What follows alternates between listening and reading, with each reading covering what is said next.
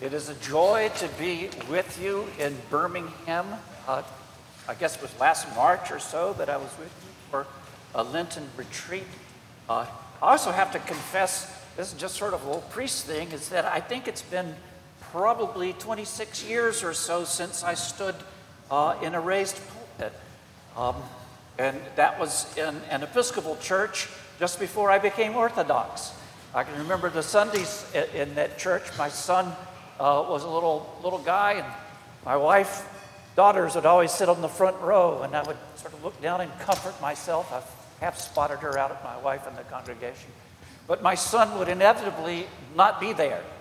And he had a habit of crawling under the pews and would just appear somewhere else he wanted to sit.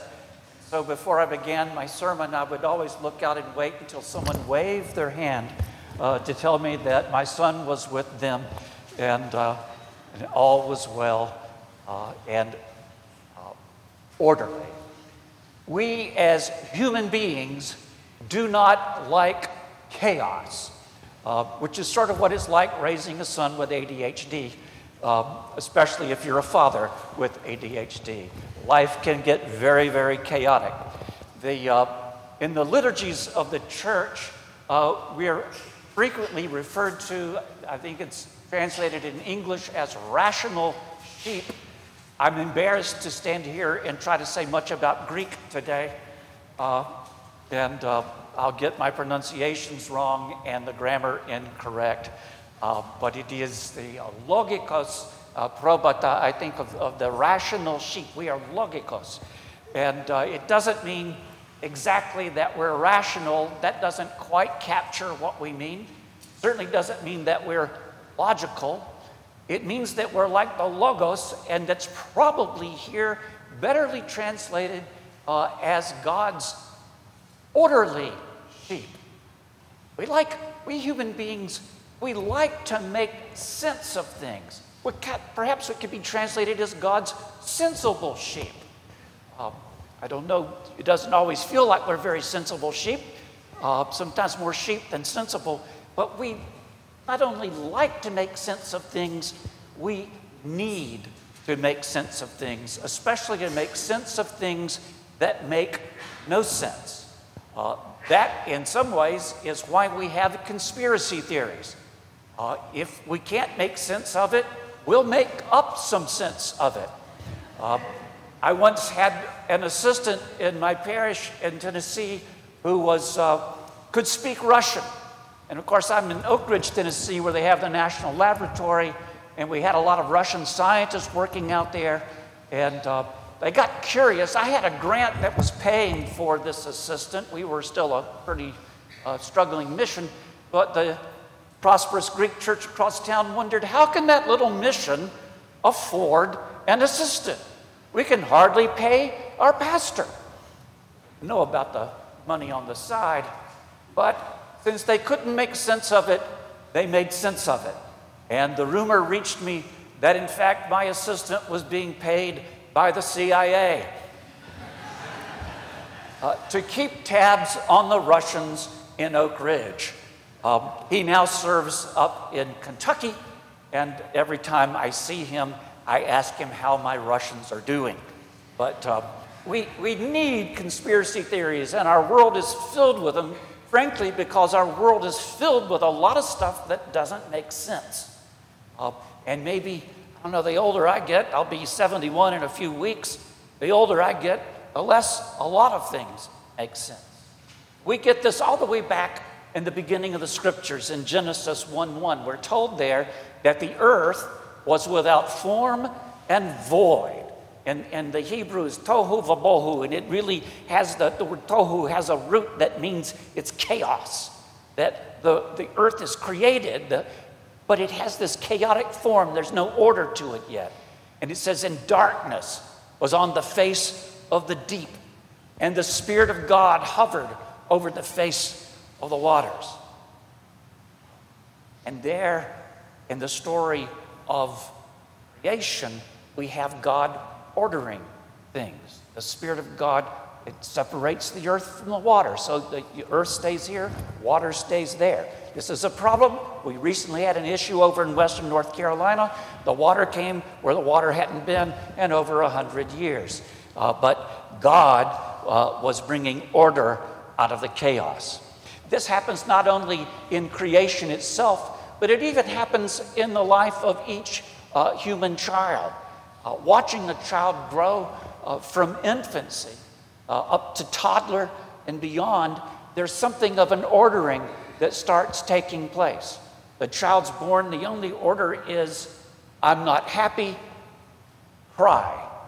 At least that's an order. You know something's wrong. And so it's, change them, feed them, burp them,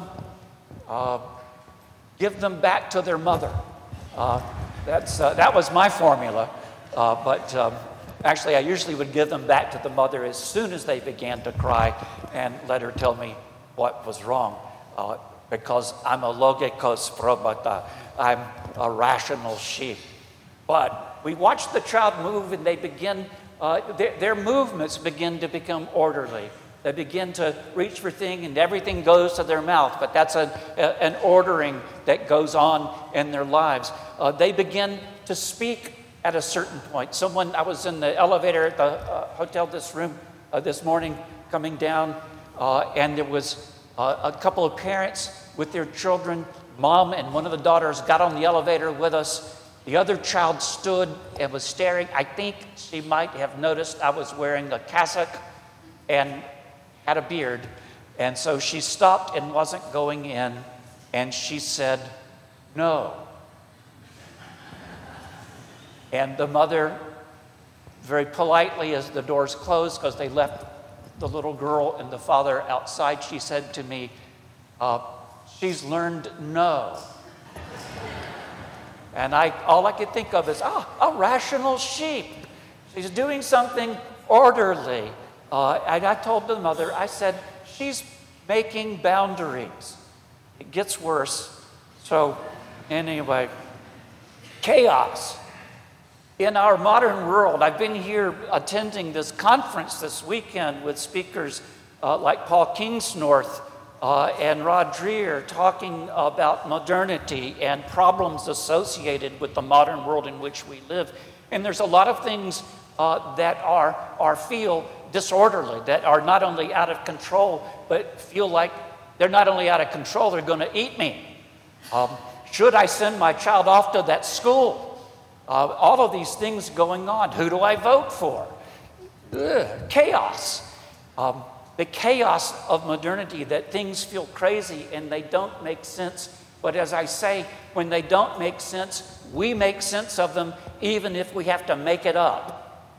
Even if we have to make it up. And oftentimes as a culture, and many people have commented on this, we're a very divided culture because we're making up different stories to make sense of our world.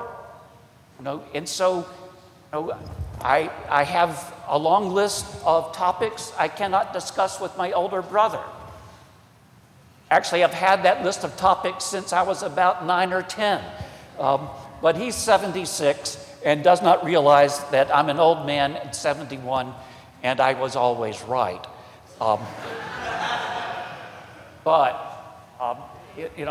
There's this long list. I have a list of topics I don't discuss with all of my children. Trying to make sense of things. They have different conspiracy theories than I do. They make sense of the world in a way that is not the way I make sense of things. But chaos. Chaos is there. This morning's gospel is a story of a man who had chaos inside him. It says that he was possessed not of a demon, but many demons. When Jesus asked the demons their name, they said legion, which just another way of saying, there's a lot of us in here. There's a lot of us in here. Today, he would have just said, don't ask. Don't ask. He had no name. A name is some of the first, most orderly things we can possibly have. Who are you? What is your name? Adam names the animal. This is part of the making sense of things, of bringing order. He has no name. What is your name? There's a lot of us. You don't want to begin the story. There's a lot of us. And then one of the most interesting things, and there's a lot of exorcism stories in the Gospels. This one I think is the most interesting, and we get it in the church about 4 times a year. So priests enjoy speaking on this all of those times. Sometimes they even invite guest priests so they don't have to preach on it. But a very interesting thing, the demons say to him, don't cast us out into the abyss, which is actually another name for chaos. Don't cast us out into chaos. And they beg for him to let them go into this herd of pigs that are nearby. And the strangest thing happens. Jesus has mercy on demons. Think about that. Jesus has mercy on demons. He actually does what they ask him to do. Let us go into the pigs. The pigs didn't say anything, the poor things, anyway, but he lets them go into the herd of pigs, and the pigs run off a cliff and are drowned.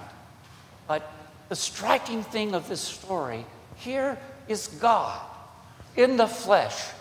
Christ, God. Demons ask, it's not our time. The abyss is not ours yet. Let us go into these pigs.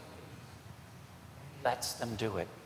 Several weeks ago, we had a reading from St. Luke's Gospel from the 6th chapter of Luke, in which we heard that God is kind to the evil and the ungrateful. Well, that pretty well covers me on every other day, but he's kind to the evil and the ungrateful. And then Jesus is telling us this for the very reason to tell us to be like God. We want theosis. We want to be made like God. If you read carefully in the teachings of Christ, he doesn't say, I want to be like God, so glow in the dark like I do, or things that way. Jesus said, if you want to be like God, love your enemies, for he's kind even to the evil and the ungrateful. When it's so hard to be kind to the ungrateful, they ought to at least say thank you. No, God is kind to the evil and the ungrateful, and in this gospel, he's even merciful to demons. I say this because this, I believe, is the most essential thing for us to understand about chaos in our lives. Personally, it doesn't just have to be the social chaos that we see. There's personal chaos, everything from the loss of a job to an endangered marriage to children who become teenagers. All of these things that are chaotic in our lives, and yet what we're told about this is a message of mercy. The ordering that we hunger for in our lives, and the ordering that frankly always works, is the ordering of mercy. Does that person you vote with and that you work with have campaign stickers on their desk, or wear lapel buttons you don't like? Or do they pull for the wrong college team? God forbid. I know where I am. And I'm so sorry. But these things that upset us and bring chaos into our world, be merciful. Love them. Be kind, even to the evil and the ungrateful, to the conspirators. Are they going to win? They might. Wouldn't be the first time. Who? The other side. Whoever they are. Are they? I don't know. They have.